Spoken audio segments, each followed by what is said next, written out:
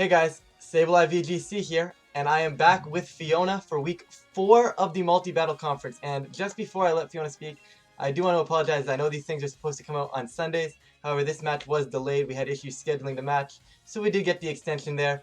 And this, of course, we actually just played this match, so this I think is probably going to come out Thursday, and we would have just played it last night. So regardless of that, Fiona, I'm going to let you speak right now, but we are playing the Sadistic Seniors, led by Marcus and Moon, and like I said, I'm going to let Fiona speak now.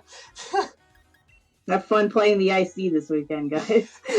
But yeah, I was very nervous going into this game. Yeah, their team was actually really, really interesting.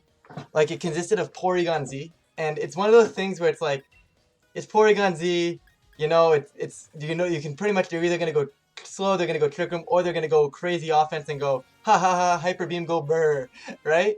But Yeah. something tells me, like, I don't know, we had techs for both, and this first initial lead right now is kind of obsolete right now, because they actually do mess up their lead, and they let us know as soon as we locked in before even seeing our lead. So we were like, okay, know what? There's no problem there. Go ahead and change it. We want a fair battle here. We want what you were supposed to bring rather than your mess up version. Like, they let us know early enough. I'm not really going to go against it. But you guys can see their team on the screen. And Fiona, what are you thinking here? So pretty much, we see the player on one side has Porygon Z, so that means they can Dynamax immediately. Yeah. And we were basically prepared for this. As you can see on my side, that you probably don't know what berry that is. That is the Chalon berry, and that reduces the damage taken from normal moves. Just in case you guys didn't know that was a real item. Yes, we came fully prepared for that Porygon Z. We were not messing around. We had the dark type switch in, we had the normal resist, we had the AV prim. We were full on prepared and ready to go. As you see us locking in here, of course, we're going to have to watch all of this again, but it's always fun to point out, along with potential Shell Smash Turtonator as well. And we'll talk about Marowak in a few seconds, because they actually took the full minute 30 and still managed to make a slip up. I wonder if he just ran out of time and just said he slipped up. Who knows? Like I said, they let us know about right now, and the leads hadn't been seen yet. So, like I said, we wanted the fair battle. So this turn 1 will be forfeited. Yeah. But I guess we should talk about standings currently, right? Like, that would make sense. What is the standings? I don't even know. Going into this battle, we were actually in 5th place at 1-1. So this obviously being our week 3 match, we've also had the bye week already. So there were a few teams that had that extra battle as a way to get a win. But after that last week versus the Russian assets there, we were really gunning for a win this week. We weren't trying to sit back and just kind of maybe take things for granted here. We knew we needed to do something and find a way to get a win. So we prepped hard for this matchup. So if we were to win this game, it puts us back into a playoff position. I know it's still early, but I'd rather be in a playoff position trying not to lose it than being outside of a playoff position trying to gain it, in my opinion. Yeah. No, I agree. Because then I feel like there's more pressure on. Yeah. And whereas if you're winning consistently, you can just relax. Yeah, and I don't know why it took me so long to click forfeit. In fact, I actually didn't click forfeit. I don't know why. But you told me to forfeit. Yeah, that's why. I told you to forfeit. That way one of us forfeited and one of us didn't. It wouldn't really matter. Who knows who forfeited there. But it's a draw, so everybody forfeited. So, like I said, we're just going to re-see the team for the second time here. But they pretty much brought exactly what we expected. Mm. Like, I'm not shocked by anything they brought here. Like, they left their mods that I thought had no place on the bench, and they brought the mods we thought. In fact, it was kind of wild. Like, everything was to a T. We expected the DD Porygon lead. They let in DD Porygon. Like, there was really nothing crazy off what we expected, which is actually good when it's a draft league. You know, you can kind of go into things and kind of get what you expect. It's really, really, really promising. Yeah. I think all of our prep worked, so that's great that we just expected everything. There was a few things I wasn't too happy with that I noticed during the battle. I'm obviously not going to mention them now because it would be major spoilers. But yeah, like I said, just going to go through the elementary here, going through. But Team Doesn't Click is really looking for that 2-1 right now. Trying to get back on the winning track of things. We have a favorable few matchups coming up after this as well. Not that this is unfavorable. No, this is unfavorable. But let me finish my statement, Fiona. Can you let me finish my statements? Not that it's horribly unfavorable, but just the calls between the redirection and whether they're gonna go burr with Porygon Z or if they're gonna play more supportive. Just making those calls in general makes it a little bit unfavorable. I think that's kind of what I'm more scared of here. But like I said before, Indeedee Porygon Z from their end, and Gene Simmons and Travis from our end. Go ahead, Fiona. I can let you talk now. After you talk the entire 5 minutes. The entire intro. So basically, they led exactly what we expected. So we just decided for here we're going to Electro Web and a Snarl, just to mitigate the Dynamax turns here, if they choose to do that. Yeah, and if they choose to Trick Room, they're both slower than our Mons anyways, so Electro Web doesn't hurt us at all.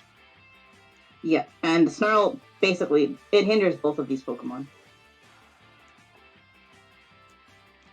This is why Obstagoon is really good. Obstagoon is honestly, you know how at the beginning we were calling out MVPs and stuff? I'm starting to think I'm leaning towards Obstagoon might be looking like our MVP right now. Yeah. we haven't brought the Orbeetle yet. So. Fiona's just still dreaming about this Orbeetle being MVP. She's still dreaming, guys. They're the ones that are thinking this long. Yeah, I know. They're definitely taking their sweet time right now. I know I locked in immediately. I know, we both just locked. Yeah, so basically, straightforward turn here. They follow me, and as soon as we don't see the max, we basically know what's coming. They're clicking Trick Room, going to try and get that Marowak in the back. And I think they're trying to hope that we just straight up knock out the Indeedee here to get that free switch in. But that's another reason this play was so safe. They're not clicking... They're not getting a free switch in for Trick Room now. They're both stuck on the field at -1, realistically not doing a whole lot of damage right now. There's not a lot of threats right now, as we do see that Trick Room coming out. Alright, so this Dynamax doesn't matter. Well, I'm telling you right now. It's not going to be Dynamax for a while, let me tell you that. I'm telling you right now, I really want to max Travis at one point, just because I want to see big Travis on the field. Whether or not we're going to do it, I don't know, but I really want to. So, I was having trouble to think of what to do for my specific end. Raichu's not really in a great spot because we don't really have a Volt Switch. As you can see, we have a Reflect. Yeah, we can't do anything right now. I am physically sitting here going, what do I do? But I mean, the Reflect is very nice because we were prepared for Marowak in the back. Basically Marowak or maybe even Poliwrath. Yeah, but I mean, I don't think Poliwrath is really a Trick Room sweeper coming in. But yeah. Either way, Reflect is still the right play because we know for sure they're going to be having Marowak in the back. So I just want to tell you right now, Aquan is taking this long. I panicked in my last minute of decision and I rushed to play. And I very heavily regret it. I wanted to knock off here into this Marowak, the Indeedee slot that is now Marowak. Yeah. But as you see, I don't do that. I switch into Corsola. Yeah, knockoff would have been huge. For some reason, they predict this. I don't know how they predicted that. I think staying in is better. I personally think it's one of those things where it's really not. They're not killing anything with Hyper Beam at that point, anyways. Being -1, if they Hyper Beam, they have to waste a turn. So it's just one of their moves. They can't Thunderbolt, right? So it's just their only other move to actually chip damage anything, which I think is what they were going for there. Looking back on it now that I notice. Maybe. But right here, we're actually in a really good spot. We've got our Trick Room up. There's no real big threat right now. I'm bringing in Silvally, I believe I end up deciding to do. Just because it's a relatively safe switch in. Marowak needs to kind of get some sort of setup off. We're attempting to Will-O-Wisp it. I believe that's what we decided to do. Yeah, I think we Will-O-Wisp. And I think Porygon Z is going to switch out here and goes into the Alolan Raichu. Yeah. I don't know why they brought Alolan Raichu in under Trick Room. I feel like Porygon Z just put on more pressure, but... Yeah.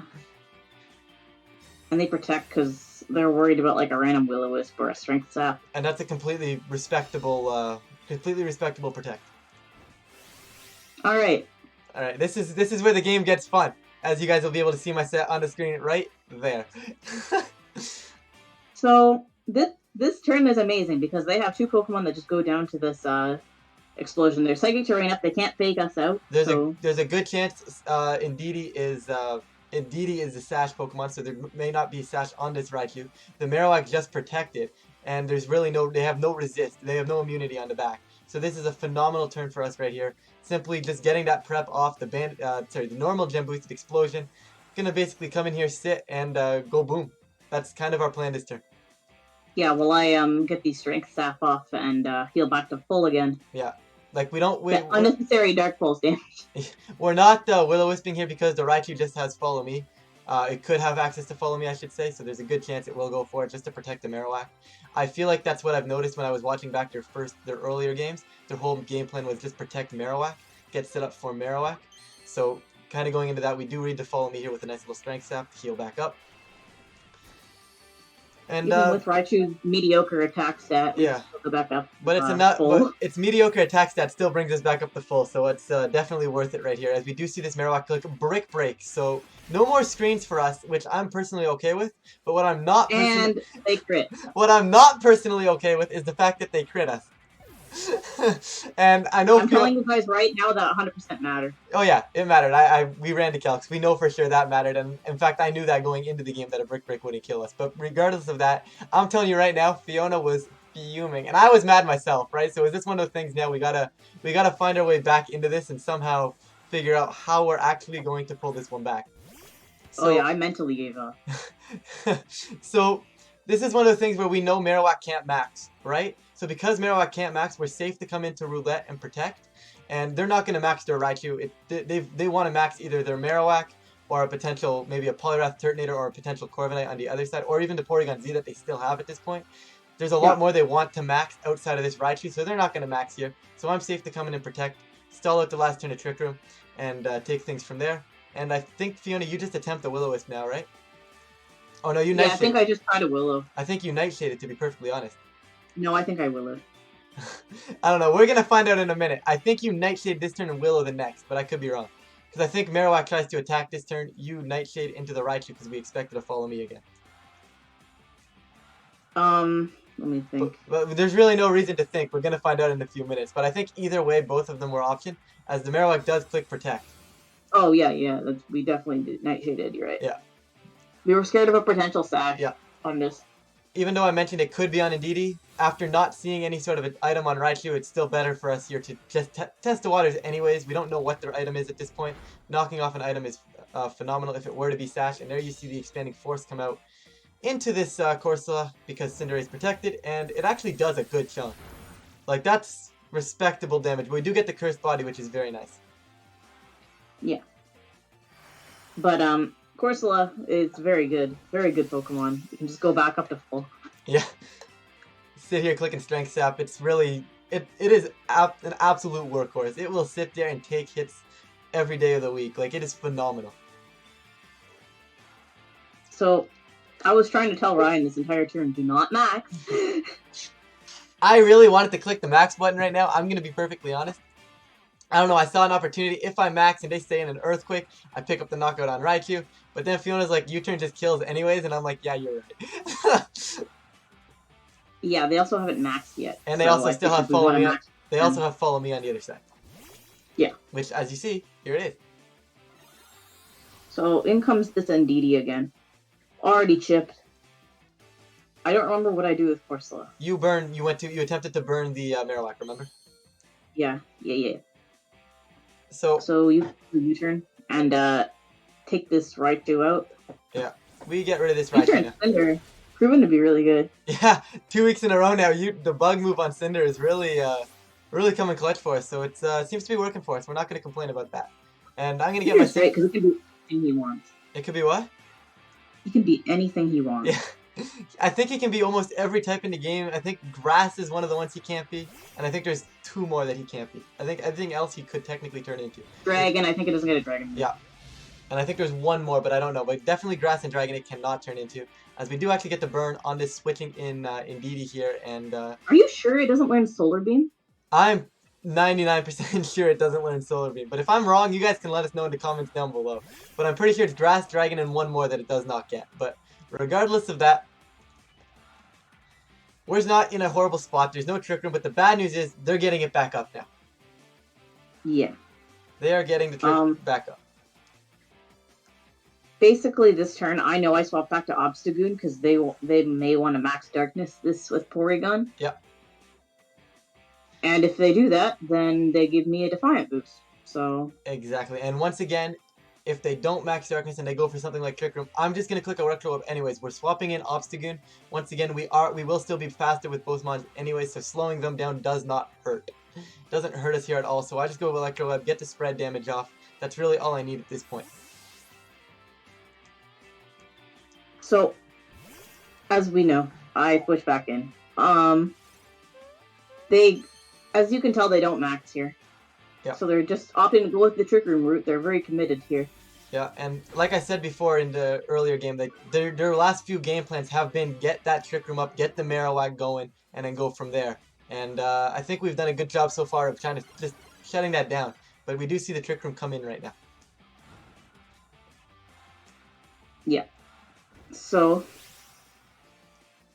this is a great turn. Yep. This is a great turn. So, I wanted to knock off the Porygon Z here. They could follow me. If they do, well, it's whatever. Yeah, it's whatever. But, we get the Reflect back up, and then I can still follow me away the Marowak when it comes back in. So there's really no harm in us going for Reflect and attacking with Goon here. There's really not a lot lost. It's also better to KO that side because they have one Pokemon left if we KO it, so... Yeah, and if they follow me and we kill the follow me user, then they have no more follow me users. So really... Yeah. I think this turn, regardless of what they do, it was a win-win. Yeah. I didn't really see much they could have done in this turn. They actually went for Expanding Force. I think at this point, just trying to get through the Raichu. And the Raichu does actually take that very, very well for considering it's a Raichu. Don't expect it to take... And here comes the Chilonberry! Fiona's pride and joy this week. She's like, yo, Chilonberry, let's do it. And... and there's the calc. It was never gonna kill us. That's actually a high roll, in case anyone was curious. That is the high roll. And Porygon Z is gonna drop to this knockoff right now. The crit did not matter.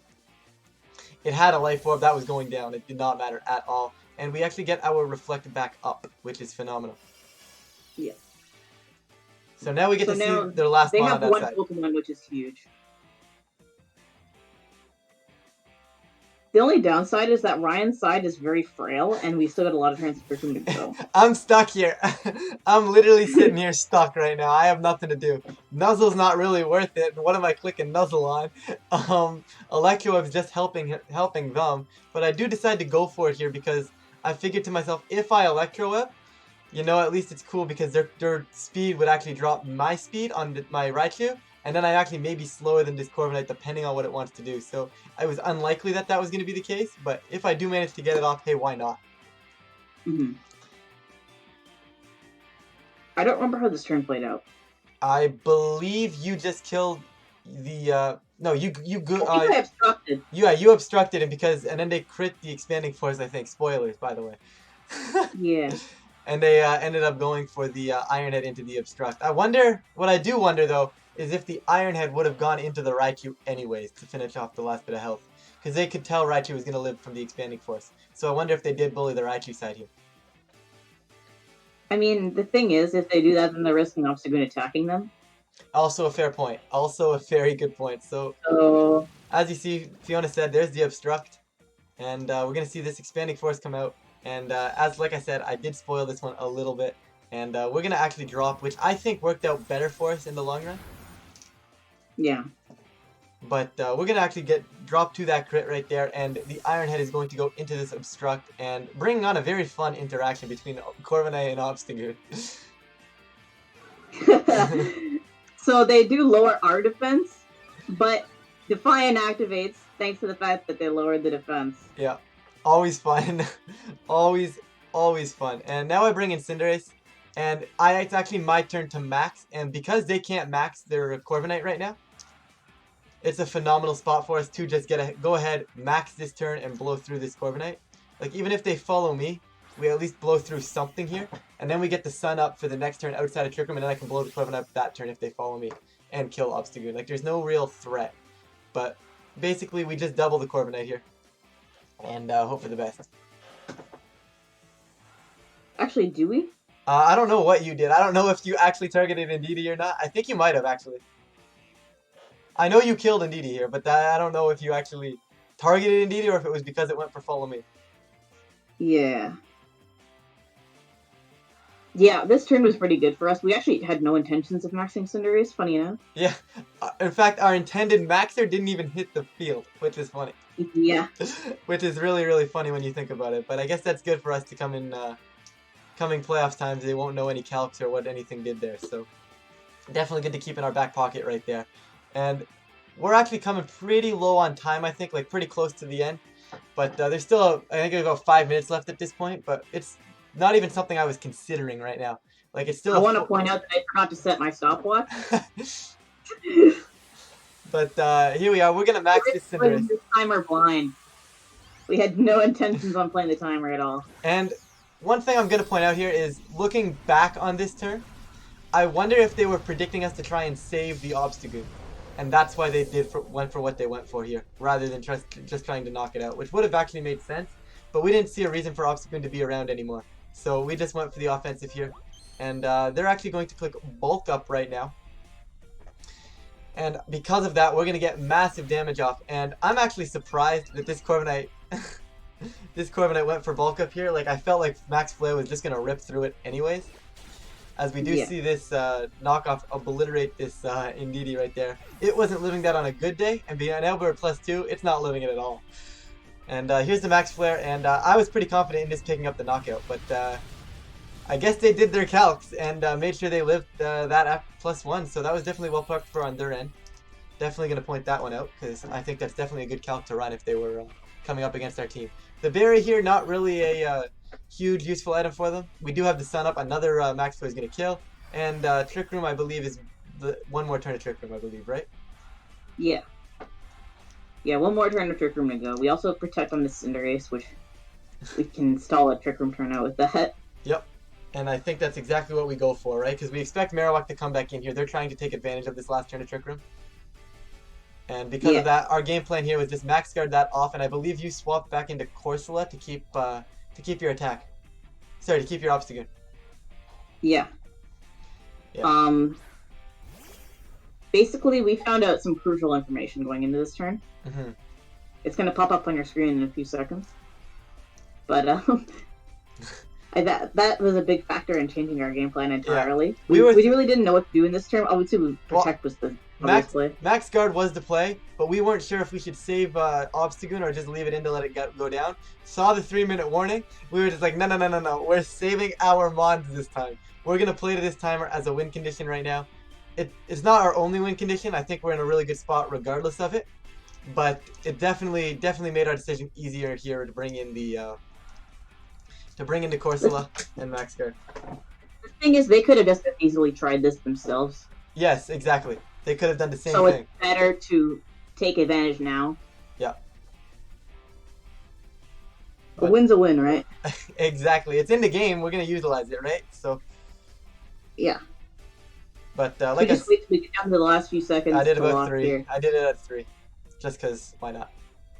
They also haven't maxed yet, so that's like a way more time they have to waste if they need to actually stay in this game. They have to max. Yeah, exactly. And basically, we're clicking Max Guard here, and I believe they clicked Earthquake just straight up with 2 minutes left in the game now. Now that we're taking our sweet time here. Yeah. There's the Earthquake. Earthquake comes out. It doesn't do much damage to Corsola at all. Like, that's laughable. Yeah. That is indeed laughable for sure. As we do see this Roost come out, but it's not going to save them. They're in the sun now. Yes, they are. Yeah, they're in the sun now. We saw how much damage it did without the sun. So I was actually really kind of stressing out right now in the back of my mind, talking to Fiona here. I'm like, Fiona, if we go for this, they max the Marowak and Quake our Cinderace, and they protect Corviknight, we're actually going to lose the game. And my head was just freaking. I was like, we're going to lose to this because they're randomly going to have Protect on Corviknight. But as you can tell, we're basically just taking our time here as I'm spiraling out. And just to make sure, we're also going to go down to the 2 second mark anyways. Just because, as you can Yeah. see, the timer's coming out. This is effectively the last turn of the game. We're up a mon right now, so as long as we can take him on, we win the game, unless that, right? So at this point, as Yeah. long as Corviknight doesn't have Protect and we get this Flare off into it, the game is over regardless of what Marowak does. So we did lock in because we can stall out this entire turn of 40 seconds the next turn Since if they we have need to to. max, they're wasting. Like, Yep. nothing's happening in this turn, as you can see, and the timer is still clicking down. Timer's still clicking down. Effectively, this is now the last turn of the game. Like I said, as long as we're taking a knockout here, this is what our thought process is going for. This is what we're looking at. It's pretty solid right now. No real complaints either way, I don't think. We don't see the Protect, so I was definitely horrified for no reason. But we talked, and that's why we have partners in this league, just to kind of go through things in your mind, go bounce ideas off of each other. We did decide to target this Corviknight. It drops right there through this because of the sun. 4 seconds left in the battle. And this Marowak actually does click this Max Quake and just obliterate Cinderace. And I mean absolutely obliterate. Like, it had no chance of living that. But we do have 3 Mons on our side of the field, 2 Mons on their side of the field, and I think that seals the game. Yeah. We just strength step just for the health. Yeah. You strength step for the health here just because at this point, basically they attack us, we strength step back. They attack us, we strength step back. There's no way they're going to break Corsola with this Marowak. They may break it with something they have in the back, but at that point it's too late for them. And as you can see, the timer's at 0 anyways. So now let's pretend the timer doesn't exist. In fact, that basically. Hold up, I just realized that Cinderace died through Reflect. What was the point? That wasn't for Cinderace. It was for Primarina. I know it was to help Primarina, but it's still kind of funny that obliterated me through the Reflect too. But regardless of that, we do get the win right there. Phenomenal. And we're back to 2-1. We actually slipped past the Sadistic Seniors here, jump up into 4th place in a playoff position, and we do come back next week versus the Mealy Mimikyus, which is sure to be an exciting battle. I like Blastoise. I just want to say something. Stop. I just want to say. Yeah, I'm not ending. I wasn't ending. Don't worry. So basically, we win that game anyways because as you can see in that situation, we have a Corsola against their max Marowak. We just saw their last 3 turns of max. Yeah, and we did actually talk to them afterwards, and they did have the Turtonator in the back. So I think Primarina wins that regardless after we stall their max out. Yes. So we should we be also good had there. another Mon in the back too. Whether so it's a one, down to that. Exactly. Whether it's a 1-0 or a 2-0, it's irrelevant at this point. We're not really sure what. Pretty confident it was a 2-0, but you could go back and forth on that all day. Either way, because we hit time, it was a 1-0 victory for us, which is huge. And as the video goes back and actually loops back to the beginning here, at least that way you guys have something on the screen while we rant on here. I remember in the first week I didn't actually loop it back and it was just a black screen for a few seconds. So at least this way there's something to look at. And I do want to point out this beautiful Lapras. Like, I didn't even know this was in the game until a few days ago. And I'm like, I'm going to stand here for the NBC video. So here we are, standing here for the NBC video. And if you guys did watch all the way through, hashtag Lapras wall in the chat, because why not? Anyways, but in the comments. Sorry, I've been streaming on Twitch too much. But regardless of that, Fiona, thank you for joining me for this week, and we will be back probably sooner rather than later with week 3. That match should fire off on time. And thank you guys for watching, and we will be back rather shortly with week 5, I believe, right? Because this was week 4. Y'all getting spoiled 2 games in 1 week. Well, technically, they're not really getting spoiled. They're just being made up for what they deserved last week. But regardless of that, I'm going to stop rambling on, and we'll catch you guys in the next episode.